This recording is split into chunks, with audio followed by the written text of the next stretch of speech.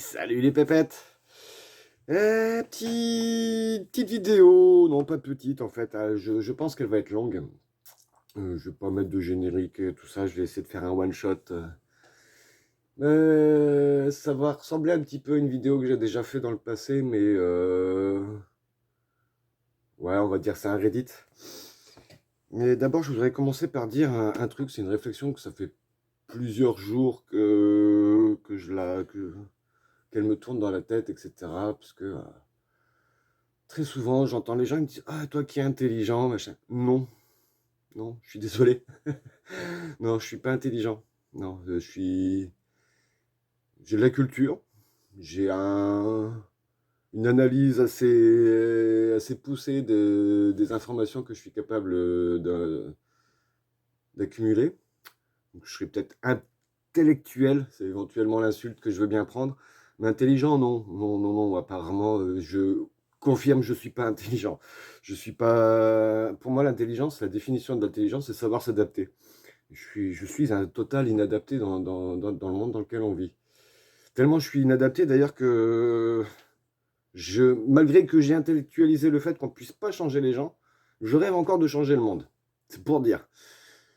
Et pourquoi je rêve de changer le monde, c'est là où ça va ressembler un petit peu à un réédit d'une vidéo que j'ai fait. Je crois que c'était suite à une intervention d'Arthur Keller à l'époque. En gros, j'avais plagié un petit peu comme je fais beaucoup, hein, là, c'est le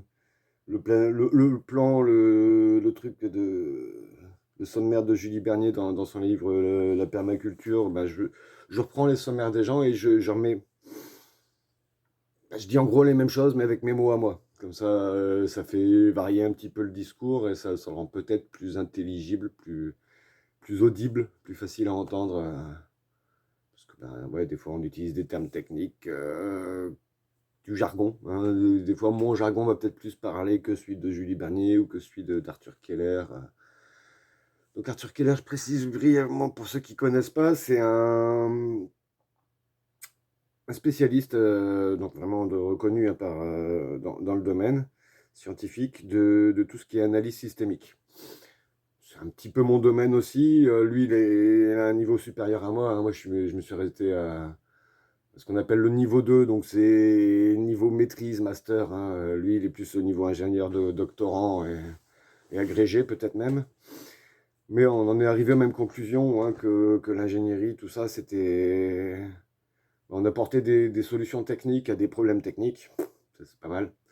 Sauf que quand nous, on vient de l'analyse systémique, eh ben, utiliser un marteau pour régler un processus, c'est un problème technique. On peut le régler avec un problème technique, hein. J'ai un clou enfoncé, je prends un marteau.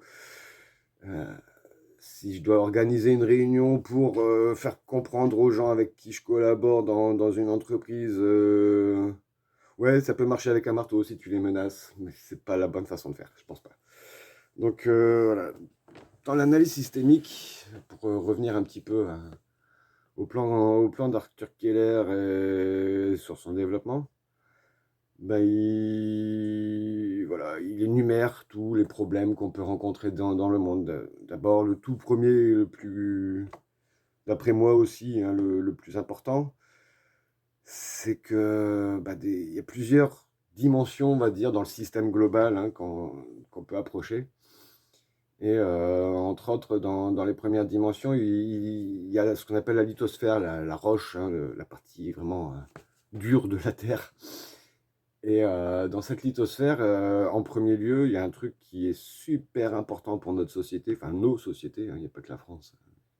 Il y a le monde entier qui tourne grâce à cette ressource qui s'y retrouve dans cette lithosphère, c'est le pétrole. Et sans pétrole, bon marché, aujourd'hui, le monde, il se casse la gueule, tout simplement. Il n'y aurait pas le pétrole bon marché, il n'y aurait pas autant d'exportation de main-d'œuvre. Voilà, ce qu'on ne sait plus produire en France, l'industrie qui s'est cassée de tous ces pays qui sont devenus neutres en carbone. S'ils sont devenus neutres en carbone, c'est parce qu'ils ont exporté toute leur main-d'œuvre, hein, toute l'industrie, tout ce qui est polluant. Voilà, donc eux, ils ont su le faire, mais on ne pourra pas le faire au niveau global de devenir neutre en carbone, parce qu'il faut exporter et on n'a qu'une seule planète. On ne peut pas exporter le carbone sur notre impact carbone, pollution, tout ça à l'extérieur. Donc comme on exporte tout ça, on peut importer les produits manufacturés une fois terminés et spécialiser son pays en effet dans des services bancaires, d'assurance, d'organisation d'entreprise. C'est aussi hein, le service que je propose. Moi, je n'ai aucun bien à mettre sur le marché que des heures de moi. C'est pas forcément déconnant hein, de vendre du service, attention. Hein. Mais voilà, viser la neutralité carbone, c'est bien, mais il faut voir à quel prix. Hein. Si un pays se neutralise en carbone, à condition que c'est la Chine ou je ne sais trop quel pays de l'Est qui doit se prendre une taxe carbone supplémentaire, ouais, pourquoi pas. Non, ça marche pas. Ça marche pas bien. Et puis d'autant plus que même les pays qui étaient avant producteurs de pétrole et qui se sont retrouvés sans ont perdu leur souveraineté. Hein, ils sont devenus dépendants d'importation de pétrole, etc. Donc au bon vouloir. Donc pétrole, gaz, charbon, hein, c'est principalement le pétrole quand même, hein, mais voilà, c'est tout ce qu'on extrait cette énergie qu'on extrait du sol. Ça commence à devenir compliqué, même au niveau des Émirats Arabes Unis, hein, d'après ce que ça a commencé à décliner un petit peu, on va dire. Hein. On arrive toujours à pomper, pas de souci, on arrive toujours à avoir du pétrole bon marché aujourd'hui. Mais on ne sait pas encore pour combien de temps, et a priori, plus on avance dans le temps, et plus les estimations sont à la baisse, et plus on se rend compte qu'on est mauvais dans les estimations, ça va encore plus vite que ce qu'on estime. Apparemment. Donc, on ne sait pas mettre une date, hein, on n'a pas de boule de cristal non plus. Mais si on s'arrête jusqu'aux années Covid, déjà là, on commençait à retrouver de moins en moins de puits de pétrole déjà avant ça. Donc, ouais, parce que le Covid, ça foire un petit peu les données statistiques, donc on le vire de l'étude, mais ça fausse les données statistiques, mais ça ne veut pas dire qu'on a trouvé plus de pétrole, on en a consommé un petit peu moins pendant ces périodes-là, et on a vu très très vite d'ailleurs les résultats. La nature a sorti, hein, les animaux sauvages se retrouvaient sur les routes, etc. On a vu plus d'oiseaux, des renards, des machins se balader. Moi-même, j'ai été témoin de ce genre de trucs-là, donc ouais, la nature est capable d'absorber quand même pas mal de trucs, hein. À partir du moment où on lève le pied, en fait, c'est ça, la pollution, c'est la pollution humaine, hein, ce que nous on apporte, c'est qu'on en met beaucoup plus que ce que le système Terre est capable d'absorber. La Terre est capable d'absorber du CO2 depuis tout le temps qu'elle est là, il y a eu des montées, des descentes. Sauf que l'anthropocène, c'est ça, c'est le fait que jamais, jamais, jamais dans l'histoire des 800 dernières milliers d'années qu'on sait lire dans les calottes polaires, jamais, jamais dans 800 000 années, on a eu de si gros pics de production de gaz à effet de serre. Et on sait que ça vient principalement du pétrole, parce qu'il y a un isotope du carbone qu'on retrouve, qui est le carbone 13. Pas le carbone 14 qui sert à faire la datation, mais c'est un autre isotope du carbone, qui normalement a un noyau qui contient 12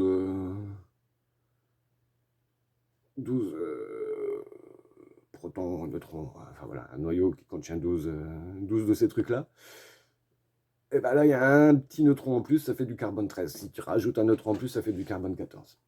Voilà. Donc, si tu rajoutes des protons, il faut rajouter des électrons, ça devient autre chose que du carbone. Ça devient, je sais plus c'est quoi qui vient après le carbone dans le tableau périodique. Je m'en fous, je le connais pas par cœur.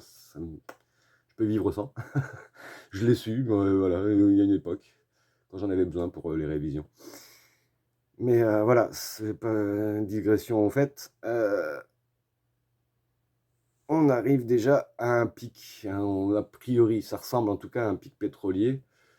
Donc déjà pour ce qui est du conventionnel, c'est pas que ça y ressemble, on le sait. On arrive à trouver d'autres méthodes de machin, mais en fait, on se rend compte, si ma mémoire est bonne, que si on veut que ça ne dépasse pas 2 degrés, parce que 2 degrés, on se dit ouais, ça va, 2 degrés, c'est rien.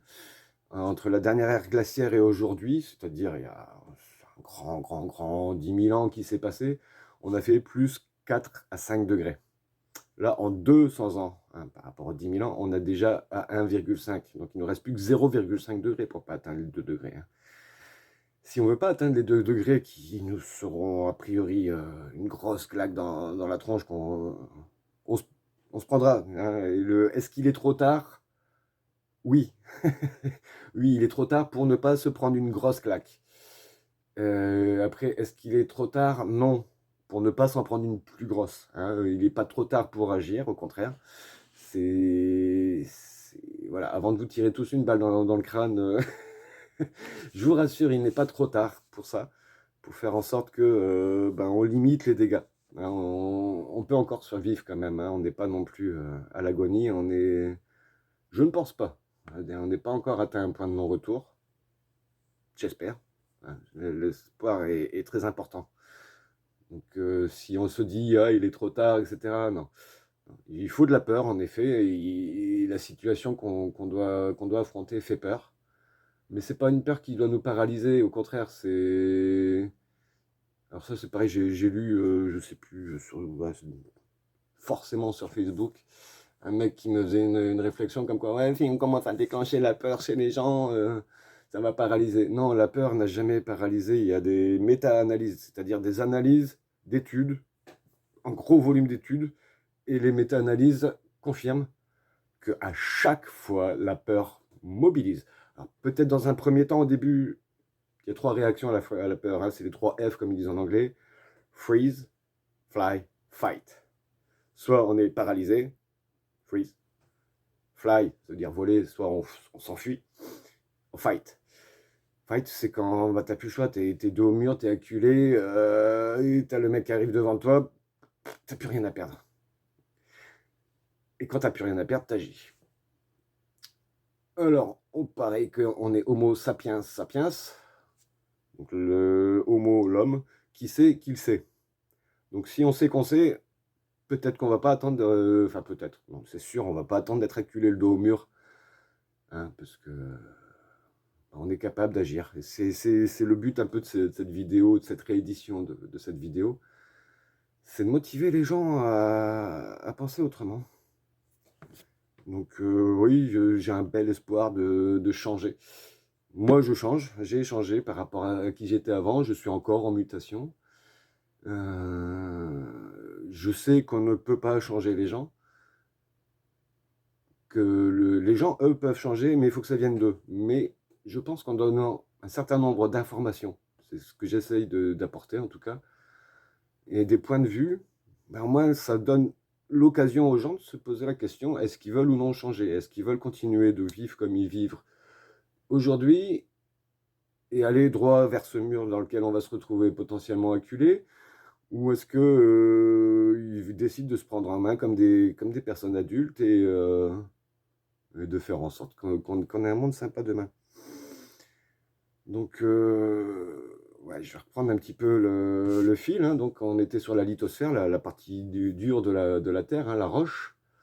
Là-dedans, il y a aussi des minéraux, hein, qui servent pour le monde actuel. Alors on parle de se passer un petit peu, hein, quand même du pétrole, de mettre des véhicules électriques et tout ça. Et bah, pour ça, il faut produire l'électricité. Il y a pas à tortiller du cul pour chier droit. Et entre autres, dans l'électricité, ben, on a l'éolien, on a les panneaux solaires, on a l'hydroélectricité, on a le nucléaire, le charbon, le gaz et le pétrole aussi. Et bah, c'est pas propre, contrairement à ce que... Oui, l'électricité en elle-même, elle produit pas de saloperie dans l'atmosphère. Mais pour conduire tout ce courant-là, il faut du cuivre. Donc du cuivre.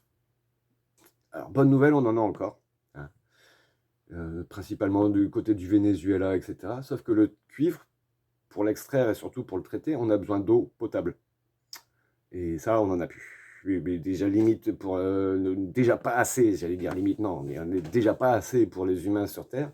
Au Venezuela, là où se trouve le cuivre, ça fait partie des endroits où il n'y en a plus. Donc l'eau potable. Donc compliqué à récupérer ce cuivre dont on a besoin. On a besoin de matériaux stratégiques comme le lithium, hein. Ben, c'est pareil, et ça demande beaucoup de... En fait, il faut arriver à comprendre, c'est ce que je voulais vous rentrer dans le fait que moi j'ai une analyse systémique, que monsieur Arthur Keller, on est tous dans l'analyse systémique. C'est que pour, par exemple, tirer du pétrole, ben, il faut des derricks, hein, ces gros puits là en ferraille. Et que de la ferraille, ben, pour extraire le minerai, le fer du minerai, il faut le cramer. Et pour le cramer, en fait, il faut enlever l'oxygène qu'il y a dedans. Hein, le minerai, c'est de l'oxyde de fer en général, c'est de la rouille ou de l'oxyde ferrique ou de l'acide ferreux. Enfin voilà, c'est des oxydes. Et il faut enlever l'oxygène. Et pour ça, on n'a pas trouvé d'autre moyen plus efficace que de foutre du carbone dessus, pur, du charbon. Donc pour faire du pétrole, on a besoin de fer et de charbon. Et ben, le charbon, pour le transporter, on a besoin de chemin de fer. Alors les chemins de fer, bah, c'est du fer, donc il faut du charbon. Donc tu vois un petit peu déjà le cercle vicieux qui se met en place. Mais en fait, le chemin de fer, on l'appelle chemin de fer, mais c'est pas le fer hein, qui consomme le plus, le chemin de fer, c'est du bois. Hein, tu sais, les petites traverses en bois, là. C'est ça qui consomme le plus. C'est ce qui, dans l'installation de la révolution industrielle, de la mise en place du chemin de fer, c'est ce qui a provoqué le plus de déforestation, c'est le bois. Et pour transporter du bois, bah, il nous faut des camions qui fonctionnent aujourd'hui avec du pétrole. Alors en plus de ça, on fait des coupes rases. Je te ferai une vidéo coup de gueule spéciale. Gros bisous Manu, hein, c'est comme ça que je vais appeler ça. Parce que Manu, il veut faire planter à nos bambins tout plein d'arbres pour compenser ce que ses copains qui ont financé sa campagne détruisent. Mais alors c'est un truc, c'est super intelligent. Bref, j'allais dire, je vais faire une vidéo coup de gueule, mais je vais le placer là quand même. Il y a 40% des arbres qu'on fait planter aux gamins de 6e, là, donc je crois que c'est 1 million d'arbres que monsieur Emmanuel Macron veut faire planter. Hein. 40% de ces arbres crèvent parce qu'en fait, on fait ça sur des endroits où il y a des coupes franches, des coupes rases, avec des gros engins qui te détruisent le sol. Et si tu es un petit peu comme moi, un petit peu culturé sur la vie du sol, sur le temps que prend la nature pour fabriquer une forêt, tu pars d'abord d'un sol nu, comme après une coupe rase comme ça, mais il faut d'abord passer par une étape herbacée, puis par des herbes hautes, puis par des petits ligneux qui vont préparer le sol, qui vont permettre aux arbres, aux graines des arbres qui vont tomber dessus de se développer. Et à partir de là, oui, tu pourras construire. Si tu plantes un arbre dans du béton ou de l'argile compressée, c'est la même chose.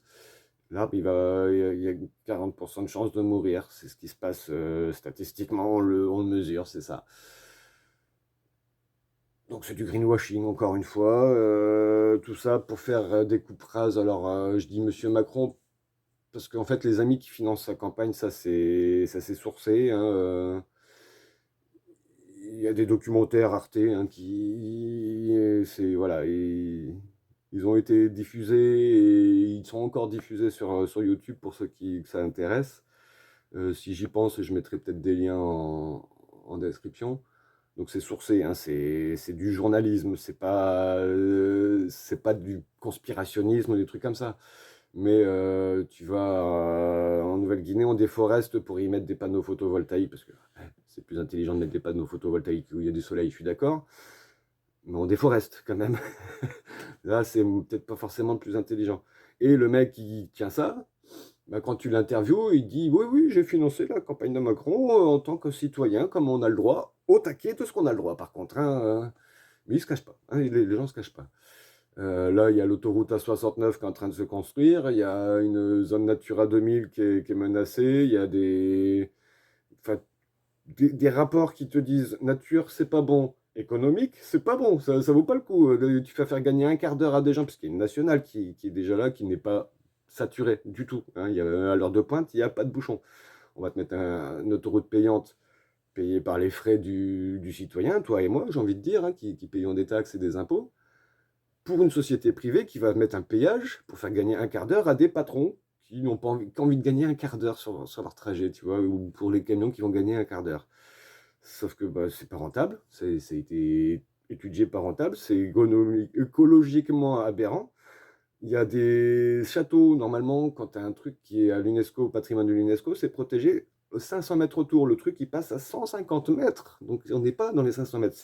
Voilà, rien n'est dans les clous, mais le truc se fait quand même. C'est encore au tribunal, mais on coupe quand même les arbres. On mobilise des gendarmes, soi-disant, pour des battues, pour empêcher les mecs qui veulent protéger les arbres en grimpant dedans. On dit, ouais, ouais, il y a une battue, il y a une bête sauvage. Pendant toute la journée, tu vois dans le documentaire des gendarmes qui sont là au pied des arbres, armés comme des Russes, hein, j'ai envie de dire, en Ukraine, pour empêcher les mecs de grimper aux arbres. Officiellement, c'est pour faire une battue, sauf qu'une fois que les grues elles arrivent pour couper les arbres, il n'y a pas eu de battue qui a été faite. Et le maire du village, qui lui-même est pour défendre ses arbres en bord de ses alignements d'arbres, qui est chasseur, fait ben, c'est bizarre, j'ai pas eu d'avis de chasse, il y a un sanglier, il y a quelque chose, on n'est pas au courant. Tout est affiché à la préfecture. Tu vas à la préfecture, bah, il n'y a rien. Ben voilà, c'est que du mensonge, c'est que des trucs. Ça pue, Manu, ça pue ton histoire avec tes copains. Arrête. Enfin bref, allez, je reviens à notre sujet. Parce que oui, le monde est dégueulasse, hein, et c'est pour ça que je veux le changer. Mais bref, on en était sur, ouais, j'ai parlé du pétrole, j'ai parlé un petit peu des minerais qui sont dans le sol. Enfin bref, vous avez compris un petit peu que tout est plus ou moins emboîté l'un dans l'autre, c'est un nœud systémique. Hein, c'est vraiment, hein, tout est emboîté l'un dans l'autre. Et ça, c'est rien que pour la lithosphère. Après, il y a d'autres. On passe à l'aquasphère, on va dire. Hein. J'ai perdu le nom scientifique du truc. Tout ce qui concerne l'eau. Les cycles de l'eau, ben, comme je disais, de l'eau potable, déjà, ça représente 1% de l'eau qui est présente sur Terre. Donc la surface de la Terre, c'est 70% d'eau. Mais il n'y a que 1% de cette eau qui est potable aujourd'hui. Et c'est en déclin. C'est en déclin, pourquoi? Parce que ben, l'eau de pluie, déjà, elle est polluée. Hein. Il y a des lois qui sont sorties encore là cette année. On est passé à ça en tant que particulier de ne plus avoir le droit de récupérer l'eau de pluie, ne serait-ce que pour arroser nos jardins.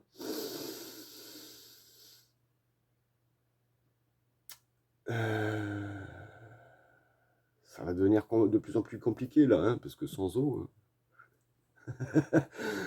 Bon, bref. Et sans parler ne serait-ce que de l'eau potable, la pollution de l'eau qui n'est même pas potable, mais où habitent des poissons, hein, j'ai envie de dire, des animaux marins et dans les fleuves, etc. Ça va pas bon non plus, hein. Il y a des plastiques, il y a les engrais qu'on met dans la terre, ben ça je reviendrai aussi après.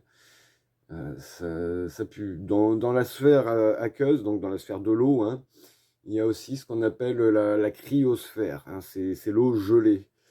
Donc ben là aussi, il y a des problèmes. C'est qu'avec le réchauffement climatique, il y a un gros, gros, gros, gros, gros bloc de glace sur le pôle sud.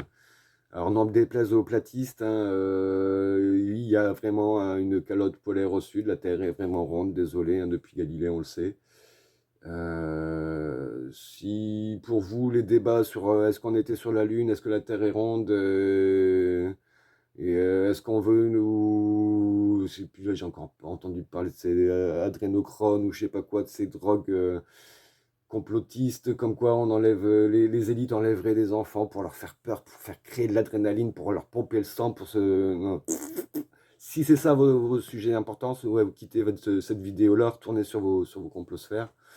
Moi, je suis pas là pour satisfaire les plateux, je suis là pour parler des problèmes réels et scientifiques et intellectuels, à défaut d'être intelligent, encore une fois. Euh, Sur ce pôle sud, c'est un continent, hein, donc c'est de la Terre. Il y a un gros, gros, gros volume de glace. Et si ce truc-là cède, ne serait-ce que la surface qu'il y a entre la Terre et la glace cède, le gros glaçon qui va tomber dans l'eau, ça fait monter de 50 cm le volume global des mers.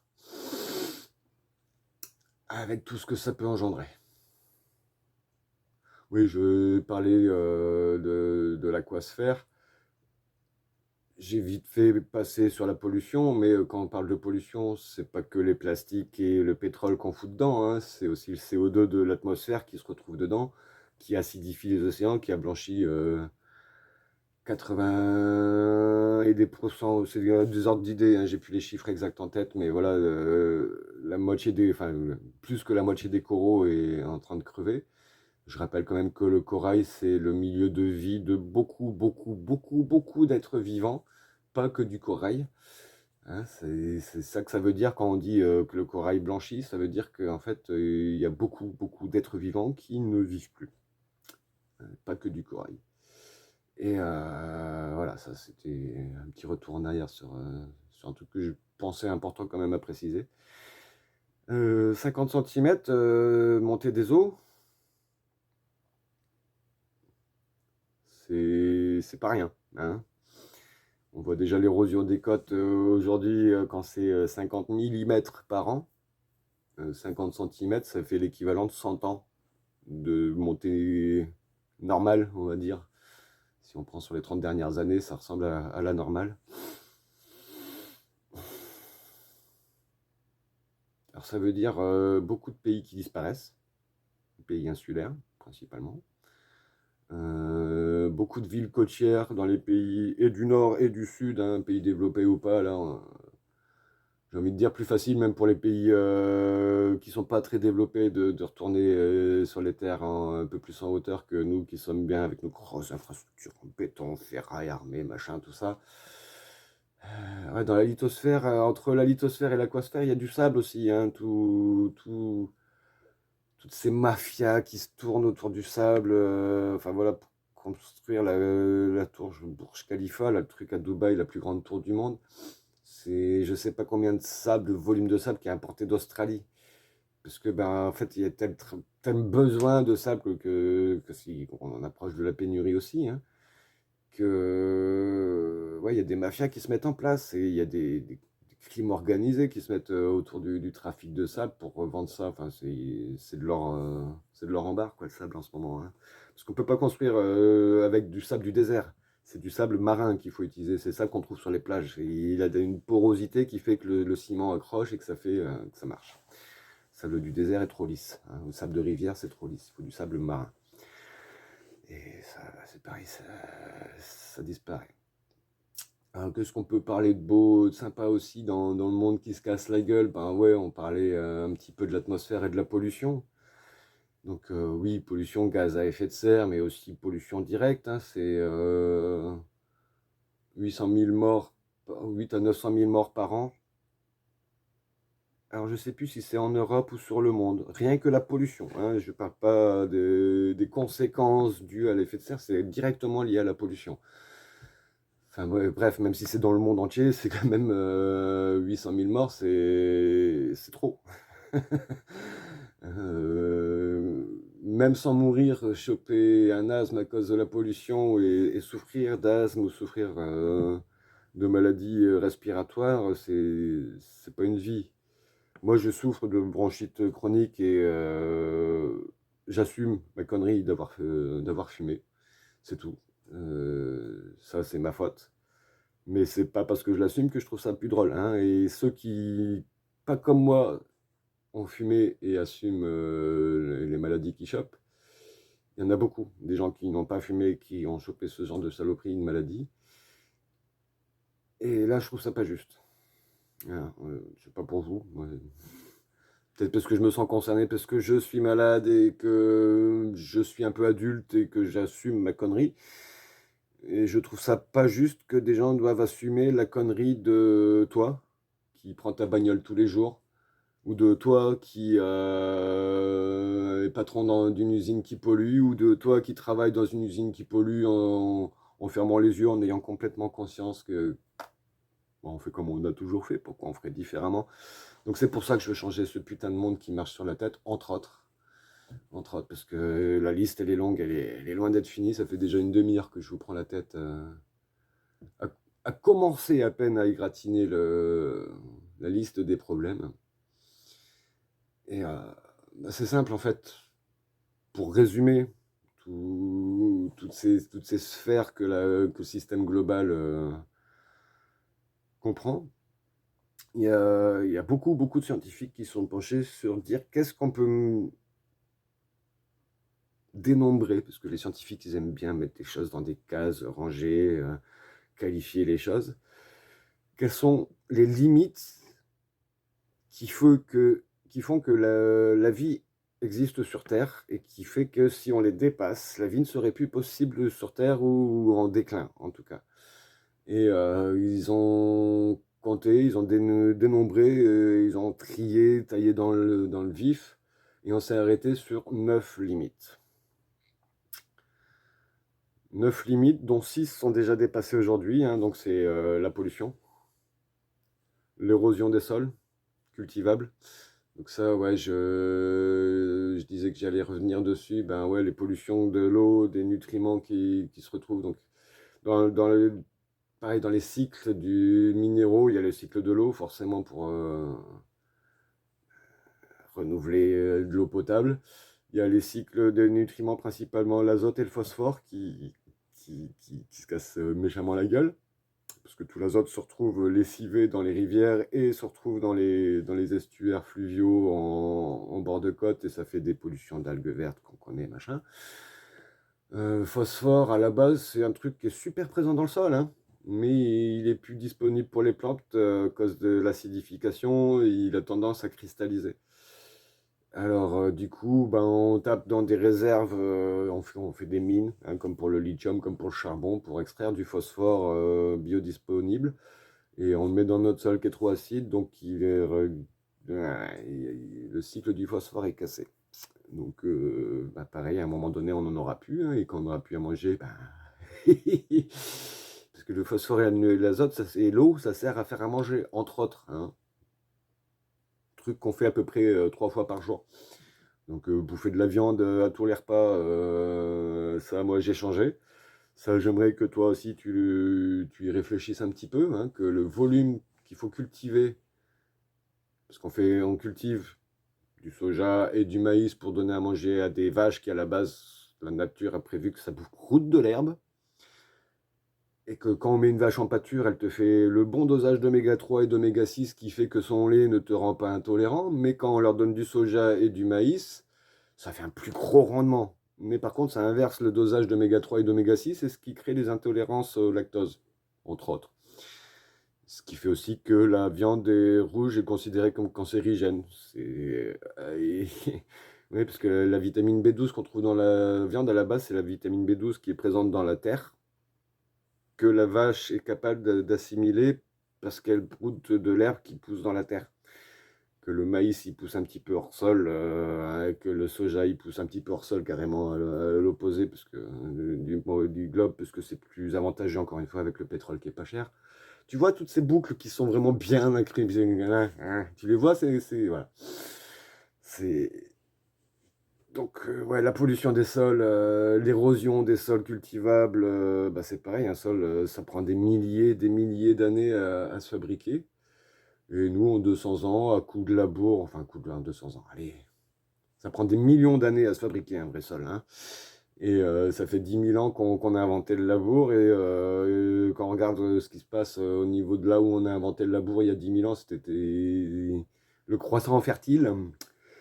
Ben, il est plus très fertile, le croissant. Si, il est fertile et il produit beaucoup de pétrole aujourd'hui, hein, mais c'est le désert aussi, hein, pour ce qui est de la bouffe, hein. Donc, pas convaincu du labour non plus, les mecs, désolé. Donc l'érosion des sols, l'érosion des surfaces cultivables, en règle générale, je reparlais encore de reprendre planter les arbres. Ben, ils prennent pas les arbres quand on les plante dans de l'argile qui a été compressée par une de ces machines de coupe franche là. Faut voir, je sais pas si tu t'es déjà trouvé au pied de ces engins, c'est un tractopelle à côté, c'est un petit jouet que tu balades sur le tapis quand tu étais gamin, hein. Comparé à un vrai tractopelle à côté. C'est la même. Ouais, c'est comme les engins de minage, ouais, c'est des 300 kilos chevaux. Enfin, c'est énorme. C'est aberrant, aberrant. Bref. Euh, donc, je parlais des limites planétaires. Donc, ouais, je disais, l'atmosphère polluée, ça c'est fait. Les terres qui s'érodent, ça c'est fait. L'eau potable, on est dedans. Qu'est-ce qu'il y a encore Il y a l'acidification des sols, on n'y est pas encore. On est juste à la limite de dépasser, mais on n'y est pas encore. Voilà. Donc, en fait, voilà, j'ai plus les 9 en tête, mais en fait, il y en a 6 qu'on sait qu'on a dépassé, mais bien. Je te disais l'acidification des sols qui serait peut-être une septième. Franchement, c'est par convention, on a décidé que c'était là, et puis quand on a mesuré, on est juste en dessous.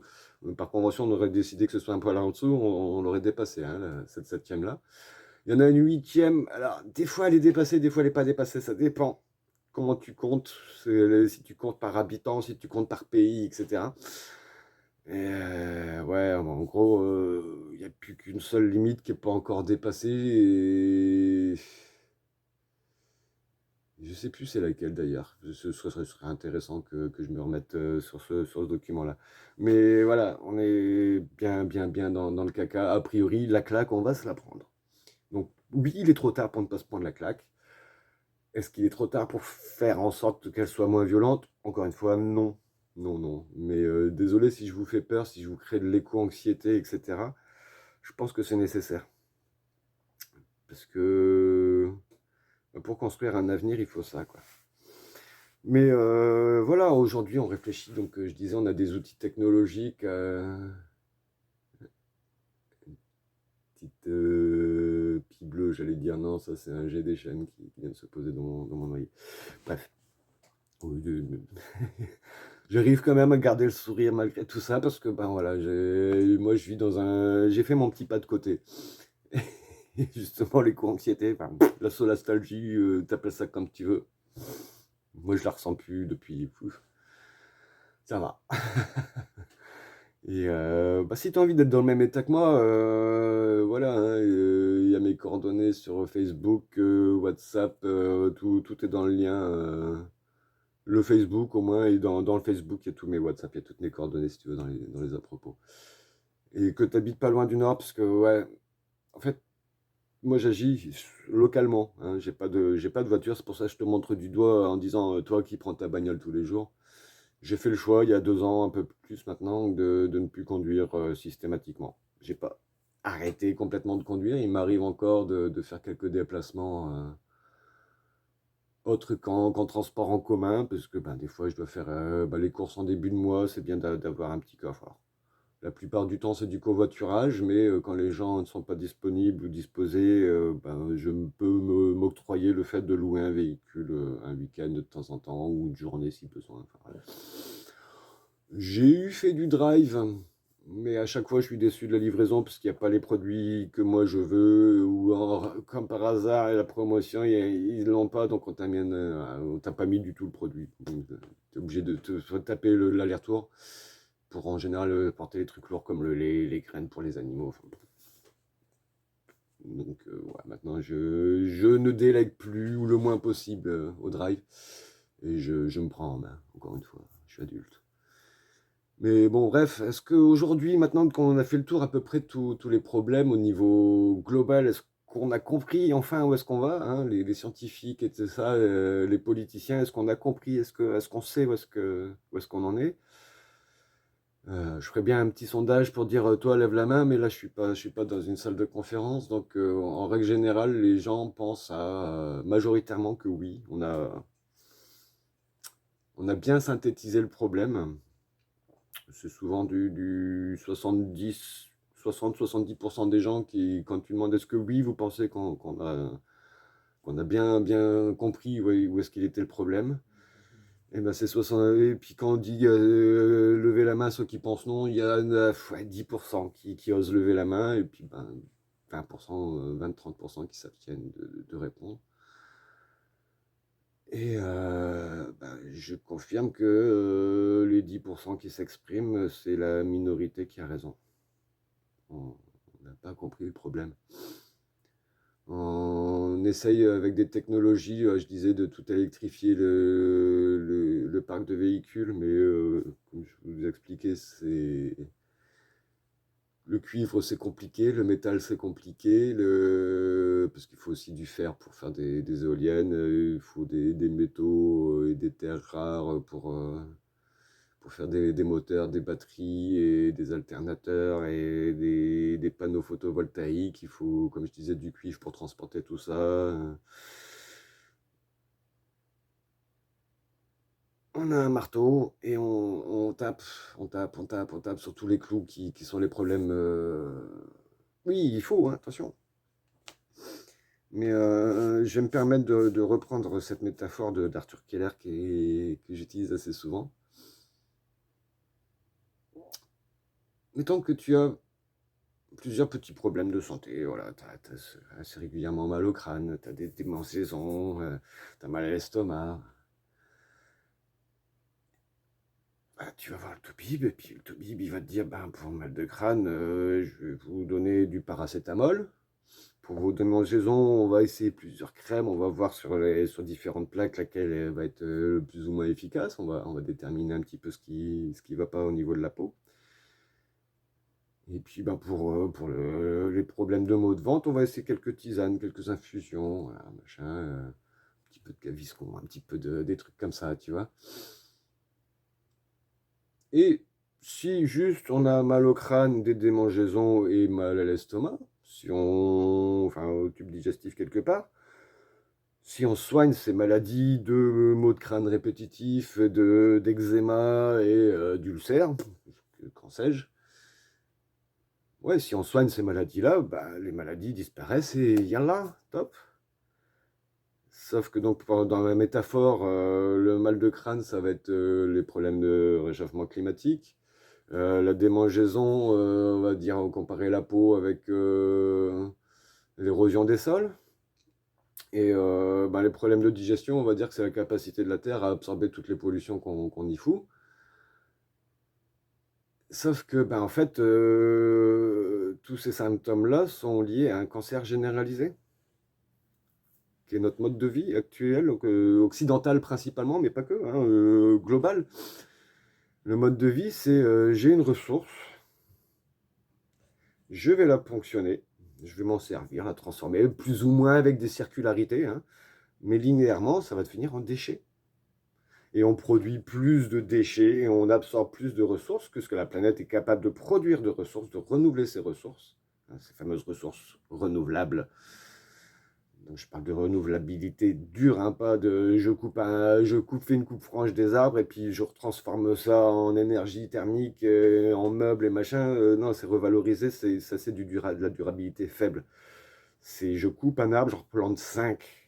Ça, c'est de la durabilité forte. Et je coupe un arbre, je ne fais pas une coupe franche, je choisis, je sélectionne l'arbre qui a besoin d'être coupé. Je ne vais pas couper le jeune arbre qui a encore toute sa vie devant lui à produire de la biomasse, à capter du carbone, etc. Et puis je jette ça dans la nature. On a toujours pris, consommé, jeté.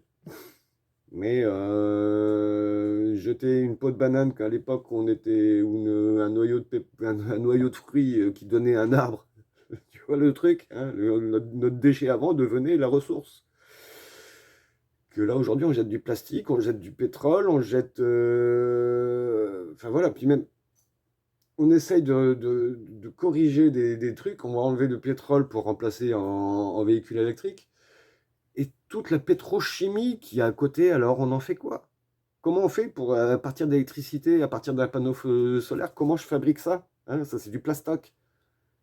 À 80% ou 20%, j'en sais rien, mais même si c'est qu'à 10%, c'est pas le panneau solaire qui va me le produire. Donc il faudra continuer de produire, oh, on va recycler, ouais, machin.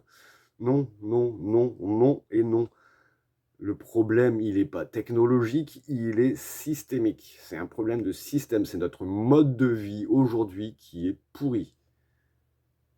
Alors, ouais, il y en a qui vont dire, faut de la sobriété. Oui, il faut de la sobriété. Oui, il faut... Attention, j'ai pas dit qu'il fallait pas soigner le maux de crâne, qu'il fallait pas soigner les brûlures cutanées et les trous dans l'estomac. Il faut le faire, il faut cette technologie. On a besoin de réfléchir à ça. Mais c'est pas suffisant. Et surtout, au long terme, c'est pas la solution du tout. La solution, elle est, oui, il y a le mot décroissance. Ah, c'est un gros mot, ça. Alors, on croit que la décroissance, c'est l'opposé de la croissance.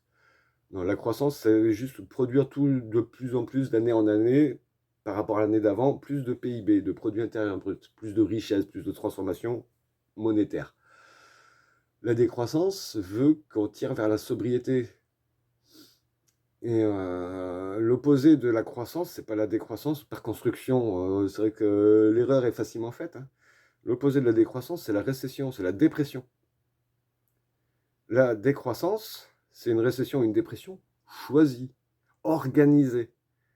C'est-à-dire, on sait qu'on va se prendre le mur, mais est-ce qu'on décide de prendre le temps de mettre quelques coussins entre le mur et notre tête, des airbags, une ceinture de sécurité, ou est-ce que juste on continue d'appuyer sur l'accélérateur en débouclant la ceinture et en désactivant l'airbag? Ça, c'est la récession. J'enlève la ceinture de sécurité, j'appuie sur l'accélérateur, je désactive les airbags. La décroissance, c'est juste j'enlève le pied de l'accélérateur. Potentiellement, si on y arrivait à freiner, ça j'y crois pas qu'on puisse, sans créer un effondrement écosystémique, c'est-à-dire économique, écologique, social et financier, industriel. Voilà, si on freine, c'est un autre mur qu'on va se prendre, mais pareil, avec un éboulement par-dessus, quoi. Donc, c'est qu'une vision du monde, hein, c'est la mienne.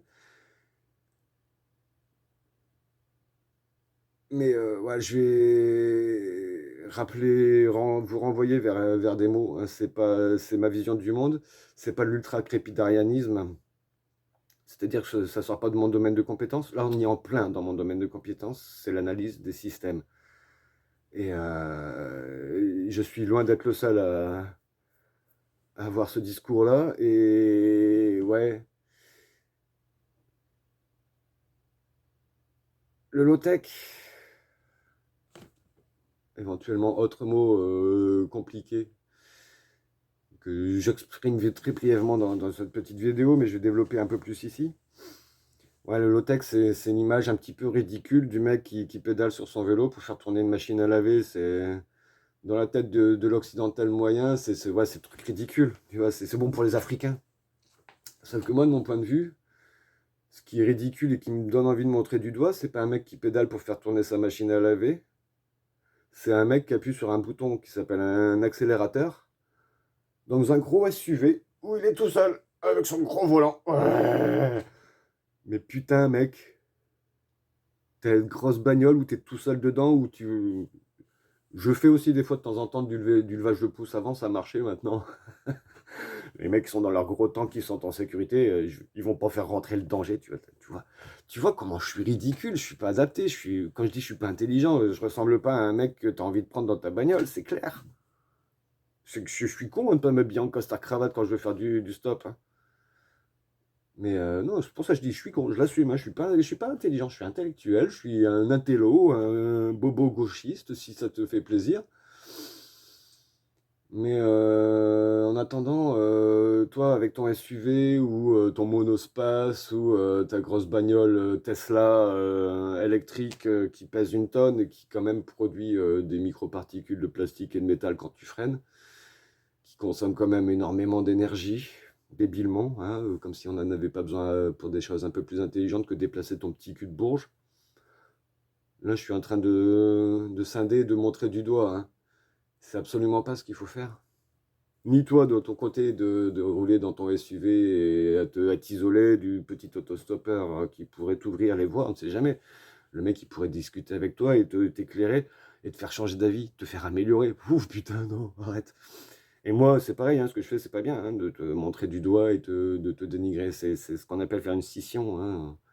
On se sépare, hein, on est divisé.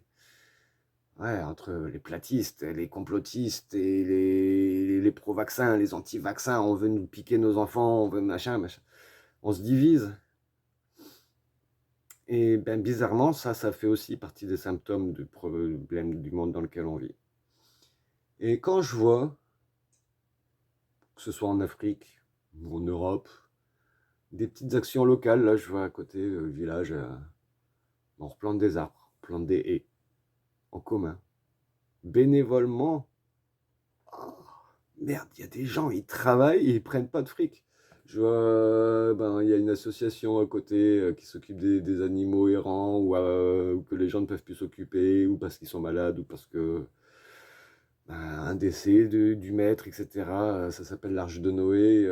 Il y a de la solidarité. Ça, ouais, j'y crois. Et bizarrement, ça marche en local. Ça marche sans flux d'énergie pétrole. Et c'est de la solidarité. Et on construit des choses ensemble, localement. Si on arrêtait la spécialisation qui fait que dans tel pays, il faut que tu produises du soja, donc rase ta forêt, envoie le soja au travers le monde. Donc l'eau que tu mets dans ta terre pour faire pousser le soja, que tu vas envoyer ton soja pour des vaches en Arabie ou je sais pas quoi, où ils n'ont pas d'eau. C'est pareil, c'est des flux d'eau qui sont virtuels, mais qui sont payés, financés par le pétrole, etc. Si tu fais pousser ton gazon local, ta prairie en local et que tu mets ta vache et que tu travailles en solidarité avec tes vaches. Une vache, pour avoir du lait, il faut qu'elle fasse un veau. Ben, si au lieu de tuer le veau dès la première semaine et que tu traites pour avoir du lait, ben, tu laisses le veau vivre quelques semaines en tétant, en profitant de ta propre ressource de lait que sa mère elle produit quand même. C'est pas toi qui te fais traire non plus. Et que petit à petit tu fais un sevrage et que plus tu sevres, plus tu peux récupérer du lait, que tu as dans ta localité pas mal de gens qui réfléchissent intelligemment ensemble à faire une rotation de vélage et de traite pour que tout le monde qui a besoin de lait envoie ses vaches en pâturage tournant en biodynamique. Ouh, le gros mot. En pâturage tournant dynamique. Bio, oui, mais biodynamique. Pour ceux qui me connaissent, voilà. Hein. Steiner, Enco, les sectes et compagnie, on n'en veut pas dans le monde de demain. On veut des gens qui réfléchissent intelligemment. Pas des gens intelligents, je suis pas intelligent. Donc je veux des gens qui réfléchissent intelligemment. C'est pas la même chose. Je pense réfléchir intelligemment quand je tiens ce discours-là. Dire que si tu es naturellement bon envers les autres, que tu es naturellement tu vas voir que ce monde-là, il va être quand même plus sympa. Et même, j'ai envie de dire, si tu es quelqu'un de foncièrement égoïste, égocentré, etc., il faut que tu deviennes bon et solidaire par intérêt personnel. Parce qu'il n'y a que comme ça que ça va marcher, les mecs. Donc, ouais, il faut construire un monde de demain, et ça, il y a plein de façons de le faire. Mais déjà, il faut parler entre vous. Si vous avez besoin de quelqu'un pour médiation dans la région de Valenciennes, pas trop loin, je suis là et je ne suis pas le seul, je pense. Je suis le seul à m'exprimer sur cette vidéo-là parce que je suis le seul que je connaisse, mais ouais, des coachs, j'aime pas ce mot-là parce que c'est pas, il y a un système d'arnaque qui fait que tu as des coachs qui forment des coachs pour former des coachs, tu sais, c'est ce genre de pyramide de Ponzi, voilà. Des conseillers, voilà, je suis un conseiller. C'est mon conseil en système dynamique et en permaculture, entre autres. Hein, c'est mon approche philosophique.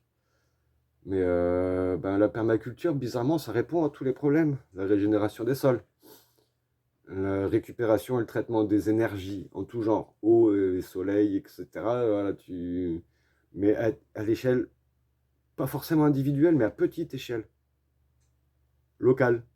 Je parle pas de vivre en communauté hippie les uns dans les autres, hein, mais on est petit groupe de personnes intelligentes, je sais pas, oui, il y en a quand même dans l'eau, il y en a des gens qui sont adaptés, qui ont des maisons intelligentes avec des lampes électroniques et tout ce que tu veux.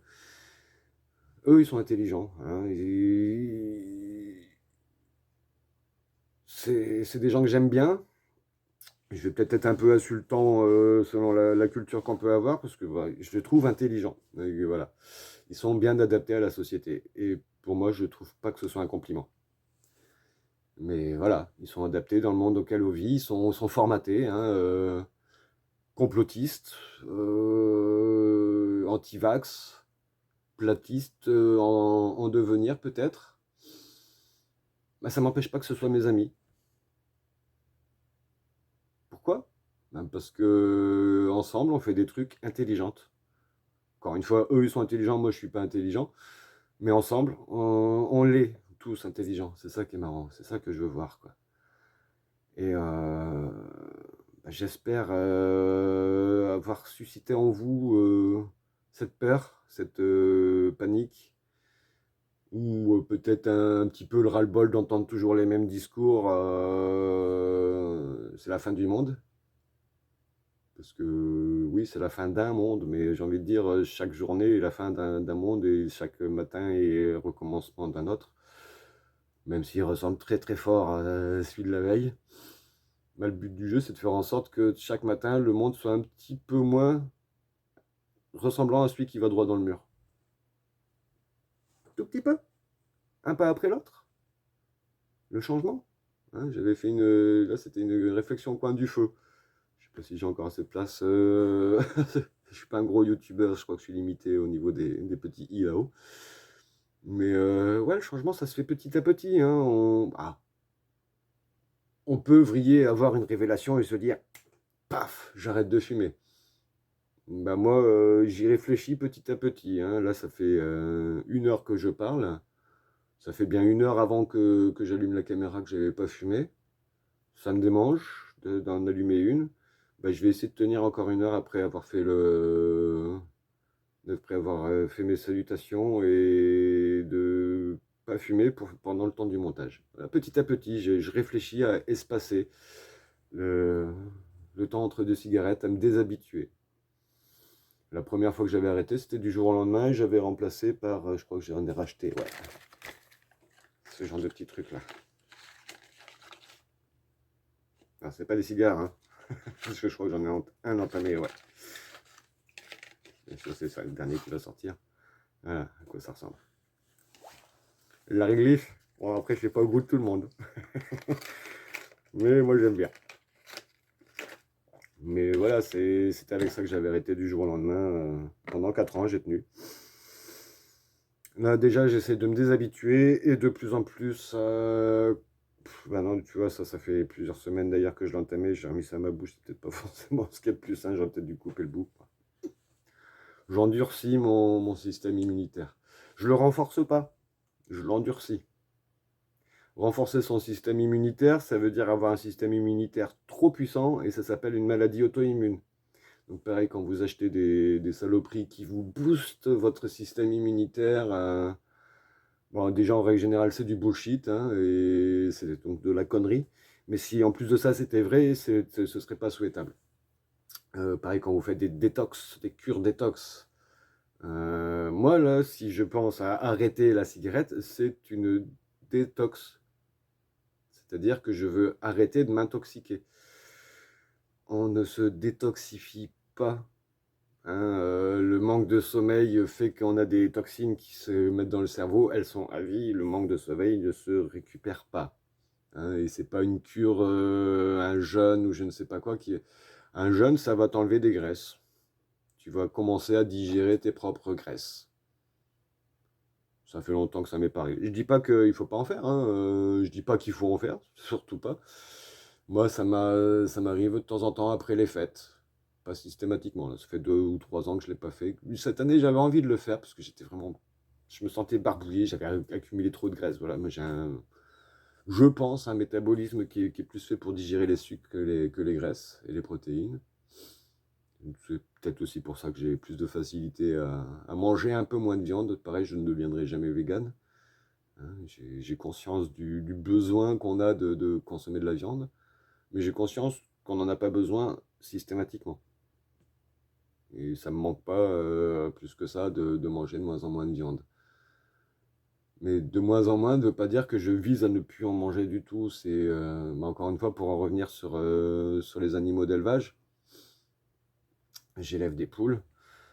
À partir du moment où ça devient moins rentable de leur apporter des graines pour récolter des œufs, je vais manger la poule. Un petit peu avant, je vais la faire se reproduire et la faire couver jusqu'à ce que mes poulets, de temps en temps, c'est pareil, si j'ai trop de coques dans mes poulets, je vais en tuer quelques-uns une fois qu'ils sont bien en chair et je mangerai mes poulets. Et puis mes poulets, une fois que je les ai mangés, je garde quand même un coq ou deux selon le nombre de poules que je veux garder pour qu'il y ait une reproduction possible après. Et puis, quand les poules, elles produisent moins que ce que ça coûte en graines, que ce que je pourrais acheter des œufs bio à la ferme à côté, et ben, je tue la poule, ça me fait une viande en moins à acheter.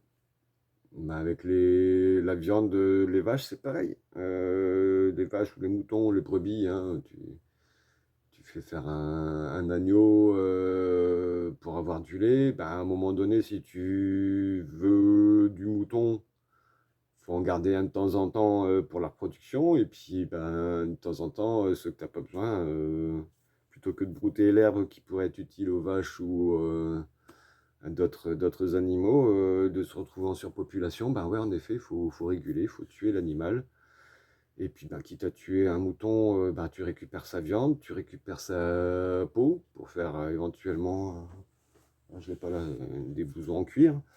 Enfin, voilà, si tu es un ami tanneur qui sait faire, ou si tu es curieux comme moi et t'amuser à faire sécher les peaux et compagnie sur des cadres.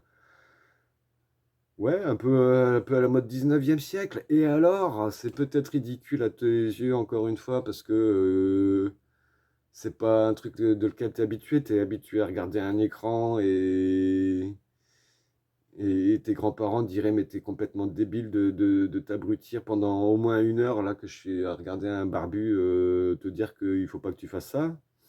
Alors que lui-même, le barbu, il est devant un téléphone en train de s'enregistrer, tu vois. Sans plus grands impacts que ça, en plus de ça, j'ai bien conscience que voilà, les plus grosses vidéos qui ont fait plus de vues, déjà, c'est pas les facecam comme ça, c'est les visites au jardin, et je crois que j'ai fait 1000 vues. Wow. Allez, mettons que je sais que ça sort un petit peu des frontières dans mon cas. Un petit peu le Maghreb, un petit peu le nord de l'Europe parmi les gens qui me regardent. Mais même si je limitais ça que à la population, si rassembler les francophones sur le territoire français, on est 60 milliards, un peu plus, entre 60 et 70 milliards, millions, pardon. En France, 1000 vues. Désolé, une petite coupure. Il n'y a plus de place sur la carte mémoire. Donc, ouais, 1000 vues sur 60 millions, 70 millions de Français, je suis tout petit.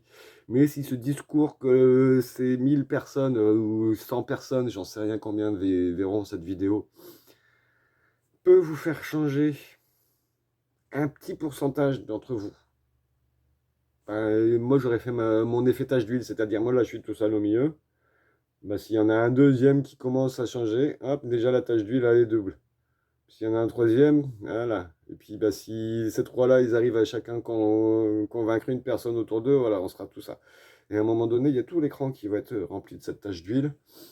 Et tout l'écran, bah, j'aimerais bien à un moment que ce soit la majorité pensante. Et que moi, qui suis pas intelligent et qui ai l'air ridicule, ben, sans rien changer à ma manière de vivre, je devienne un modèle d'intelligence. C'est-à-dire que le monde devienne un télo comme moi. C'est beau de rêver, hein. Mais ouais. Il faut de la peur, mais il faut aussi de l'espoir pour faire changer les choses. Et encore une fois, on est Homo sapiens sapiens, on a un truc qui s'appelle un cerveau, et j'ai confiance au vôtre pour le faire fonctionner, pour changer le monde. Petit à petit, chaque jour après l'autre. Ne serait-ce que d'abord en réfléchissant, et en faisant des petites expériences, des petites actions, puis des petites actions, puis une autre action qui en enchaîne une autre et qui a des répercussions, et puis prendre le temps d'observer encore une fois les conséquences de vos actions, voir qu'est-ce que ça donne. Parce que des fois, on va faire des actions, on se dit, ah tiens, on va créer des lampes, ce sera vraiment un coup de gueule que je vais faire, des lampes à basse consommation d'énergie. Sauf que, ben, comme toute technologie qu'on a pendue, ça consomme moins, il y a ce qu'on appelle un effet rebond, ça consomme moins, donc on en met plus. Donc au final, on consomme plus. Voilà, ça fait partie des biais de la société, hein. On fait des trucs qui consomment moins, donc au final, ça consomme plus. Parce qu'on en utilise plus. Ouais, enfin bref, si on pouvait faire ça avec notre cerveau, hein, faire en sorte de le faire fonctionner moins et que ça ponde plus d'idées, c'est-à-dire donner un peu moins de temps de cerveau à vos écrans Facebook et YouTube, regarder des vidéos de chats et peut-être plus des vidéos comme Arthur Keller, lui, voilà, c'est, comme je dis, c'est un maître, hein, par rapport à moi. Enfin, moi, je suis un maître, j'ai une maîtrise, lui, c'est un docteur. Voilà. Un docteur, un ingénieur peut-être. Je n'ai pas son CV en tête, je ne le connais pas par cœur. Mais voilà, des Jean Covici, des Pablo Servigne, voilà, la collapsologie, c'est vrai qu'ils sont un peu angoissants ces gens-là, et ils apportent pas trop de solutions. Ils montrent du doigt les problèmes, mais encore une fois, juste les symptômes, hein. On parle pas trop du problème central qui est notre programme de fonctionnement mondial, hein. Faut créer des petits univers parallèles à taille humaine. Et de plus en plus, moi, je ne lutte plus contre le système, hein, je l'accompagne. Je l'accompagne vers là où je veux qu'il aille. Donc, chaque petite tomate, chaque petit légume qui sort de mon jardin, ben, c'est un truc qui n'a pas besoin d'être produit, que je ne vais pas aller acheter au magasin. Donc, ça fait une demande en moins dans le magasin. Donc, ça fait moins de ventes aux agriculteurs. Donc, ben oui, je vais taper sur un agriculteur conventionnel qui va faire un peu moins de ventes. Si on est plus nombreux à faire comme ça, ben peut-être que cet agriculteur conventionnel ne va pas vivre s'il ne s'adapte pas, hein. S'il s'adapte, eh ben, il va peut-être revendre un petit peu de terrain pour produire un peu moins, et peut-être qu'au lieu de le vendre à un industriel, il va le vendre à un petit Parisien bobo, qui, ben, si c'est un agriculteur de chez moi, ce petit Parisien bobo qui a envie d'apprendre ce que c'est que la vie de la terre, etc., ben, il fera appel à des coachs, des conseillers en permaculture, des conseillers en jardinage. Voilà, il y a... Ah, c'était quoi? Aladidj, il a changé de nom, Xavier, sur Facebook, avec son petit ami le hérisson pique partout, je crois. Enfin bref, voilà, on est plusieurs. J'allais dire, ils sont plusieurs. On est plusieurs à accompagner les gens vers un petit peu d'autonomie, vers un petit peu d'amélioration du quotidien.